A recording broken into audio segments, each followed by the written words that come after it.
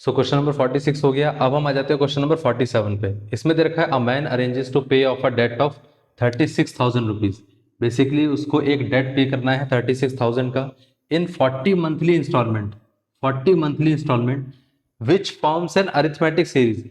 Basically होता क्या है, नॉर्मली जो हम इंस्टॉलमेंट पे करते हैं वो फिक्स रहती है, लेकिन इस केस में उसने कहा है कि वो एक अरिथमेटिक सीरीज क्रिएट कर रही है। मतलब अगर जो फर्स्ट इंस्टॉलमेंट होगी उसके कंपैरिजन में सेकंड में कुछ और डिफरेंस होगा, थर्ड में कुछ और डिफरेंस होगा। इसी तरीके से जितनी भी इंस्टॉलमेंट है वैसे ही वो चेंज होती जाएंगी टाइम के साथ साथ।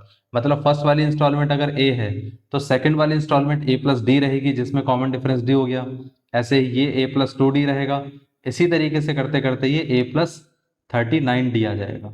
अब ये चीज तो क्लियर हो गई है कि यहाँ पर 39 कैसे आया। अगर ये थर्ड टर्म है तो यहाँ 2 आता है, सेकंड टर्म है तो ये 1 आता है। तो इसी तरीके से 40th टर्म रहेगी तो 39 रहेगा।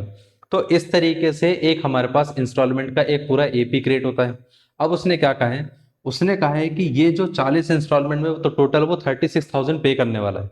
मतलब इसी से हमें एक चीज पता चल जाती है कि A1 plus A2 plus A3 up to A40, इन सब का अगर हम सम करके देखें तो वो कितना आएगा, 36,000 आएगा। ये पार्ट क्लियर हो गया। अब उसके बाद उसने क्या कहा है, when 30 of the instalments are paid he dies leaving 1/3 of the debt unpaid. अब देखिए डेट अनपेड कितना है, डेट अनपेड वो है 1/3 of the total amount. Total amount कितना था, 1/3 of total amount. Total amount था 36,000, तो ये आ गया हमारे पास 36,000। अगर हम इसको यहां से कैंसल आउट करें तो 12,000 बचेगा। तो मतलब उसका टोटल डेट अनपेड कितना है, 12,000। तो उसने कितना पे कर दिया, तो वो कितना रहेगा, debt paid which is debt paid. तो टोटल अमाउंट में से हम क्या कर सकते हैं, जो अनपेड है उसको माइनस कर लेते हैं। तो ये बचेगा कितना, 24,000। ये उसने अभी तक पे कर दिया है।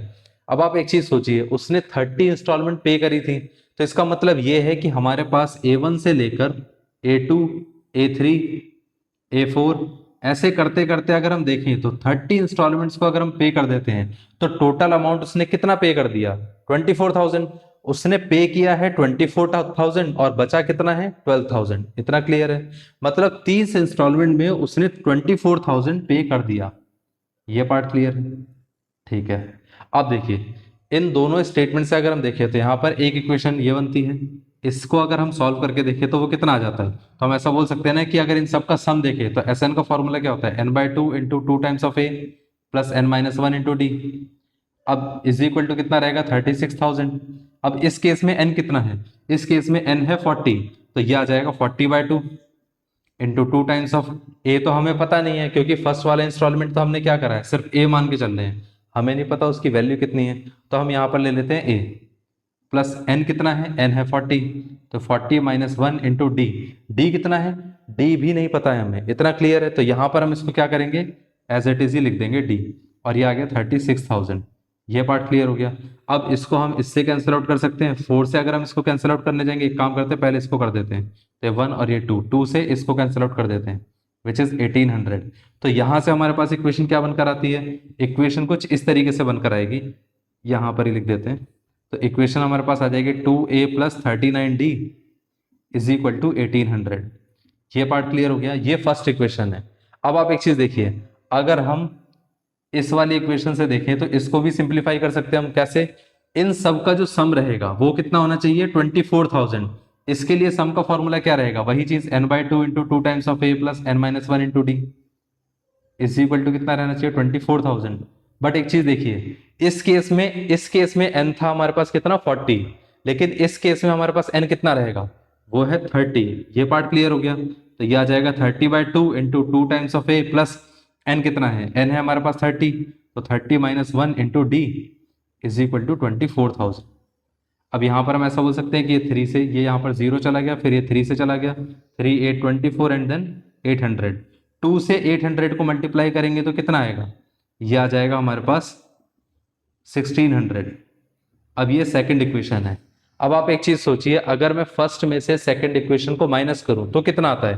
तो हम ऐसा बोल सकते हैं ना कि फर्स्ट वाली इक्वेशन क्या है, फर्स्ट में से सेकंड को माइनस कर दिया। अब माइनस करके देखते हैं कितना आएगा। तो ये आ जाएगा 2a plus 39 into D minus कितना रहेगा, माइनस रहेगा 2a plus 29 into D is equal to 1800 minus 1600। अब आप एक चीज़ देखिए कि यह आ जाएगा 2a plus 39 into D minus का 2a, फिर माइनस यहाँ पर भी आ जाएगा 29d एंड देन 200। अब एक चीज़ सोचिए कि 2a से हम इसको भी कैंसिल आउट कर सकते हैं। 39 माइनस 29 कितना रहता है, 10 रहता है। तो यहाँ पर हम ऐसा बोल सकते हैं कि यह आ जाएगा 10 into D is equal to 200। ये जीरो इससे कैंसिल आउट हो गया, डी की वैल्यू कितनी आ गई, 20 आ गई। यहाँ का इसका मतलब ये है कि यहाँ पर हमारे पास जो कॉमन डिफरेंस है वो 20 है। चलिए ठीक है, 20 तो कॉमन डिफरेंस आ गया, लेकिन हमें क्या चाहिए, हमें चाहिए the value of the first instalment, मतलब पहली इंस्टॉलमेंट की वैल्यू, और वो कितनी थी, वो थी ए। तो हमें एक्चुअली में ए की वैल्यू चाहिए, इतना क्लियर है। तो हम क्या करेंगे, डी की वैल्यू किसी भी एक इक्वेशन के अंदर रिप्लेस करके देख लेते हैं।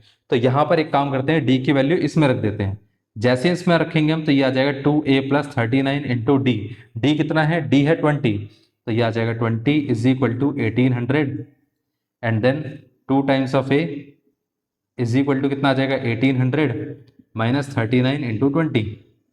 अब 2 से अगर हम इसको डिवाइड करके देखें तो a कितना आ जाएगा, पूरी इक्वेशन को 2 से डिवाइड कर देते हैं तो ये कितना आ जाएगा, ये आ जाएगा 10, ये आ जाएगा हमारे पास 900, और ये कितना आ जाएगा, ये कैंसिल आउट हो गया। अब देखिए 900 में से ये कितना माइनस होगा, 900 माइनस 390, तो ये कितना आ गया, ये आ जाएगा हमारे पास a की value, a is equal to 900 minus 390 कितना हो गया, ये हो जाएगा 510। ये है उसकी फर्स्ट इंस्टॉलमेंट, मतलब फर्स्ट इंस्टॉलमेंट उसकी कितनी थी, 510। तो ये वाला पार्ट आ गया हमारे पास 510। ऐसे ही हर बार क्या कर रहा है वो 2020 के हिसाब से इंक्रीज करता जा रहा है अपनी इंस्टॉलमेंट को, और उसने सिर्फ 30 इंस्टॉलमेंट में अपना पे किया, फिर उसके बाद उसकी डेथ हो गई। ये पार्ट क्लियर हो गया। हमें निकालना क्या था, हमें निकालना था ये इसकी फर्स्ट इंस्टॉलमेंट। ये पार्ट क्लियर हो गया। इस तरीके से इसका आंसर आएगा।